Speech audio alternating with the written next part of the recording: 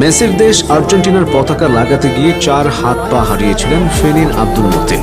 2014 সালের বিশ্বকাপ চলাকালীন সময়ের কথা। আর সবার মতো আব্দুল মতিনও তার প্রিয় দল আর্জেন্টিনার পতাকা টাঙানোর জন্য ছাদে উঠেছিলেন। তখন সকাল 10:30 থেকে বেলা 11টার মতো বাজে। মতিন আর্জেন্টিনা ও বাংলাদেশ দুই দেশের পতাকাই নিয়েছিলেন। ফেনীর দাগনভূঞায় তার ছোটখাটো ব্যবসা। মতিনের ল্যাব, তোশক, সোফা, পর্দা বিক্রির দোকান ছিল। সেই দোকানের 3 তলা ছাদের উপর পতাকা টাঙানোর ইচ্ছে ছিল, তবে ছাদে জমেছিল বৃষ্টির পানি, পাশে বিদ্যুতের লাইনও ছিল। মতিন এসবের কিছুই অতটা খেয়াল করেননি। একটি অ্যালুমিনিয়াম রডের মাধ্যমে তিনি পতাকা টানাচ্ছিলেন। হঠাৎ বিদ্যুতের প্রধান সঞ্চালন লাইনের সঙ্গে লেগে যায় অ্যালুমিনিয়ামের রডটি।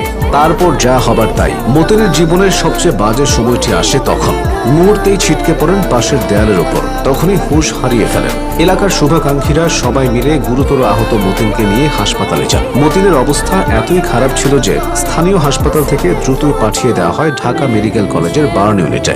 সেখানে চিকিৎসা চলে। ইনফেকশন হওয়ায় কোনো হাত পা রক্ষা করা যায়নি বলে কেটে ফেলতে হয়। দীর্ঘ 3 মাসের চিকিৎসা শেষে বাড়ি ফিরে আসেন 4টি হাত পা বিহীন মতিন। পুরো চিকিৎসায় 7 থেকে 8 লাখ টাকা খরচ হয়। এরপর শুরু হয় মতিনের বেঁচে থাকার যুদ্ধ। হাত পা হারিয়ে তিনি একেবারে কর্মশক্তিহীন হয়ে পড়েন। তাছাড়া চিকিৎসার খরচ মেটাতে গিয়ে দোকান সহ যা কিছু ছিল সবই ধীরে ধীরে বিক্রি করে দেন মতিনের বাবা।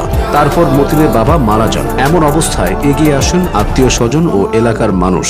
তাই এলাকার মানুষের প্রতি মতিন কৃতজ্ঞ। মতিনের সংসারে এখন তার মা, স্ত্রী ও 9 বছরের